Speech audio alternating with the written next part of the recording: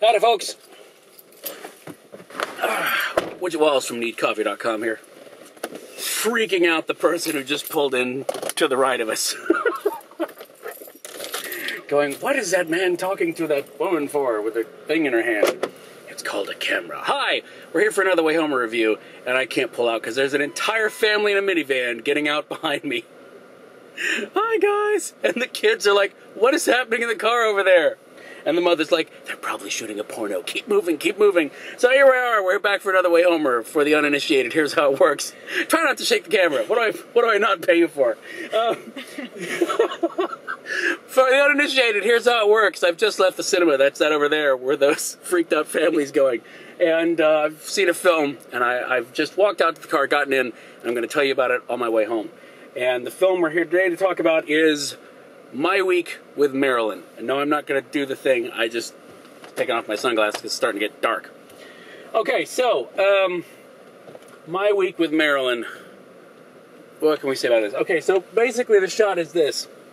There is a young man, 23 years old, by the name of Colin Clark. And he has a member of a rather large family.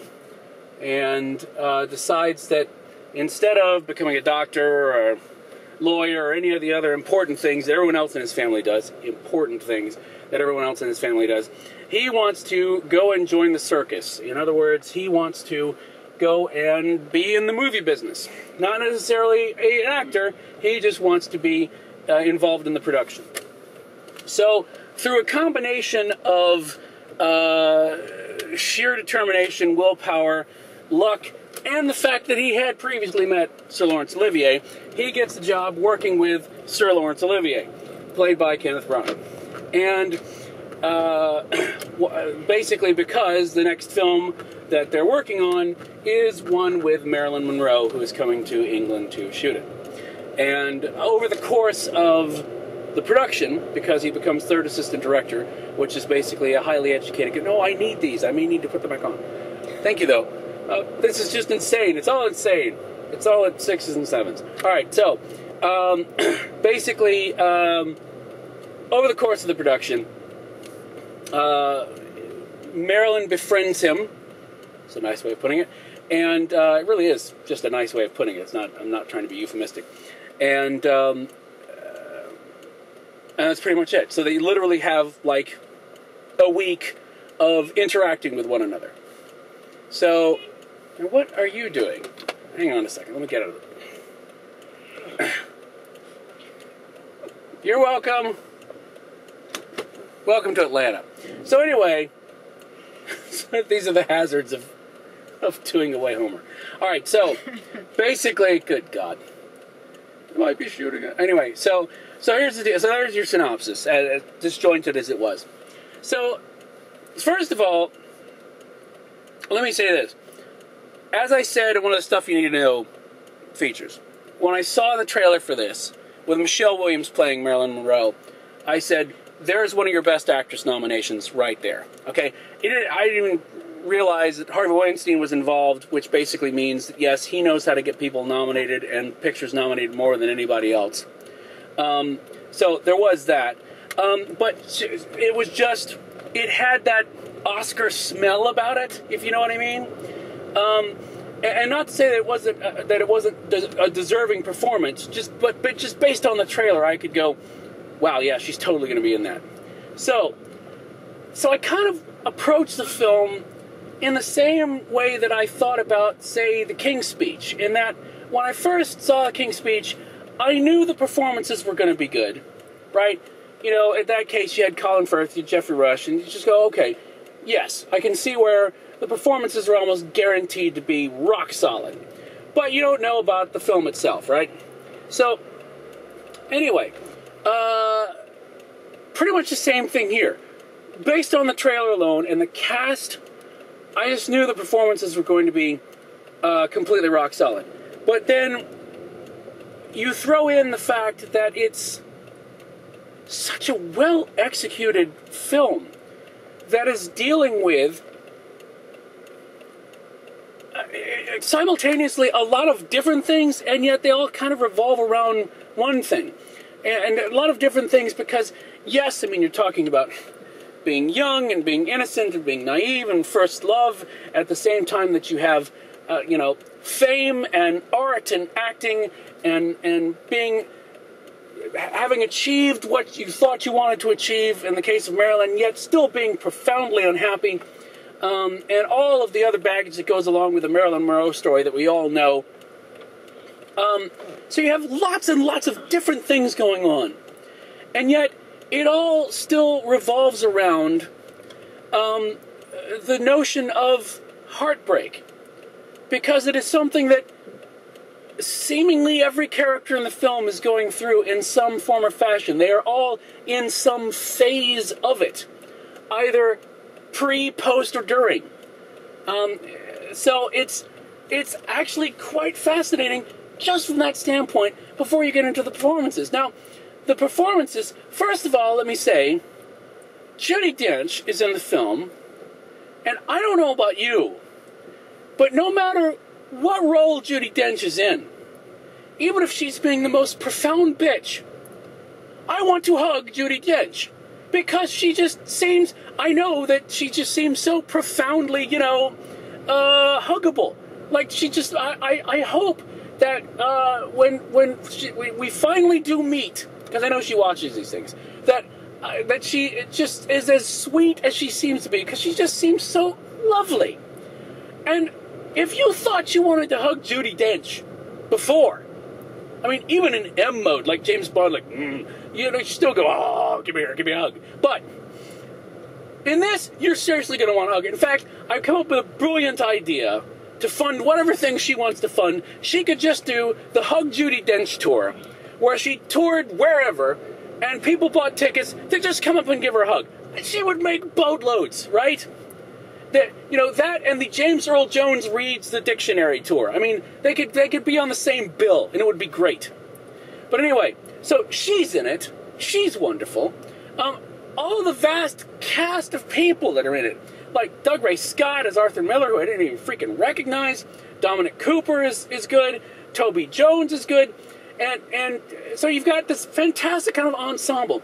Then you've got Branagh playing Laurence Olivier, because, as Thespian pointed out, he wants to be Laurence Olivier. I mean, if you were him, wouldn't you want to be Laurence Olivier? So, but anyway, he's playing Olivier, and he's good. But part of the thing it's like, I don't know if it's just that Branagh is so Olivier-esque, I guess, to begin with, that he's just so close to it that he doesn't disappear. The entire time, while I was enjoying his performance, I knew that was him, right? But Michelle Williams, like I said, I saw the trailer and I went, she's in, she's getting a Best Actress nod.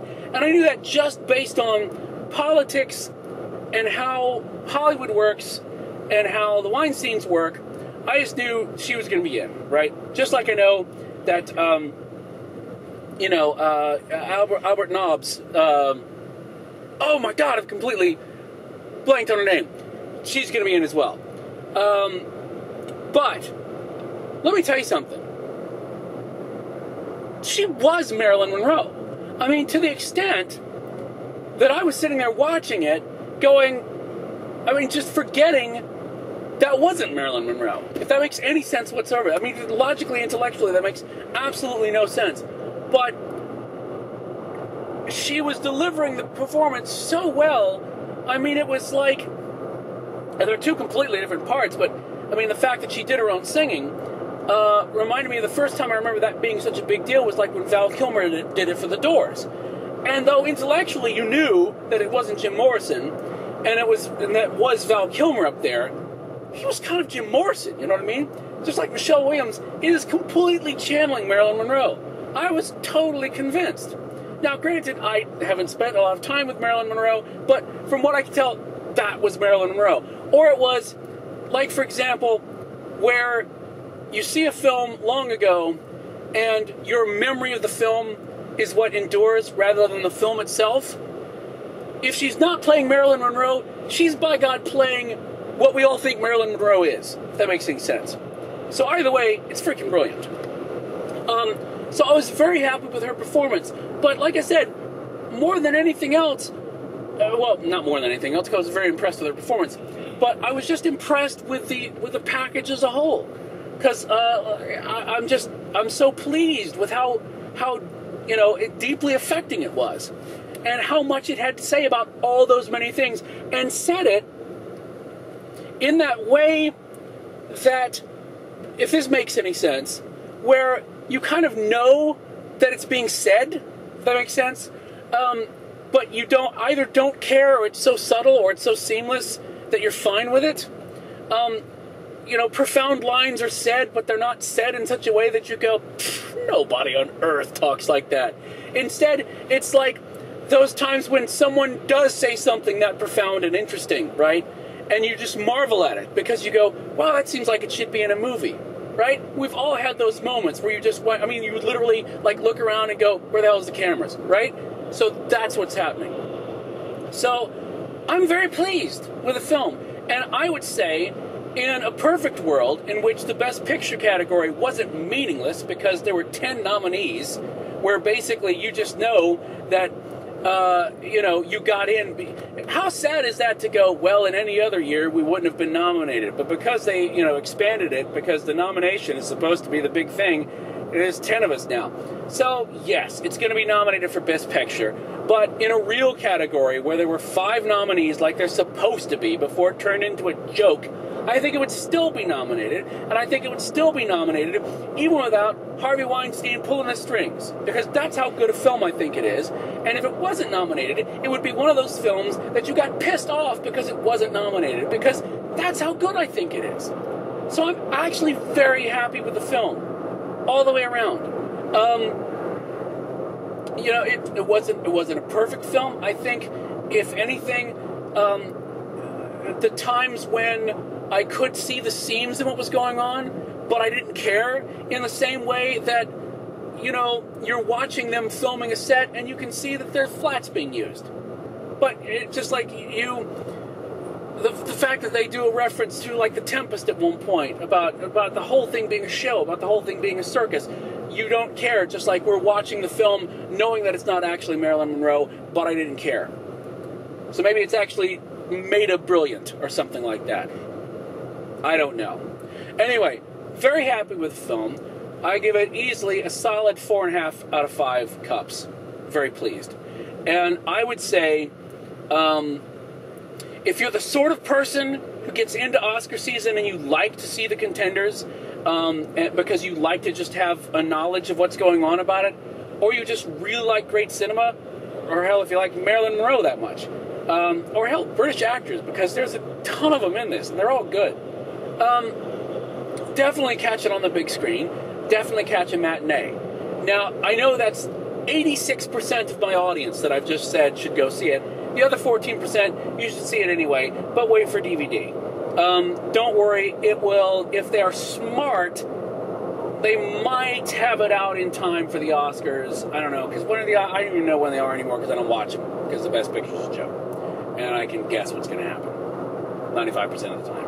Anyway, so yeah, I would say definitely check it out one way or the other. There you go. Very happy with it. I'm not...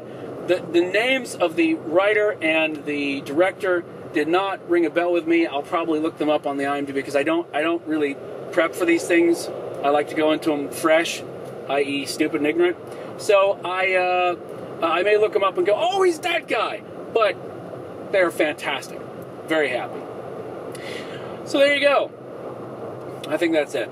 I will simply say thank you for watching this. If you enjoy it, please make sure that you share it with others, whether it's through Facebook or Google or Twitter or what have you, because that's how we get new converts to the cult of watching some guy drive and talk.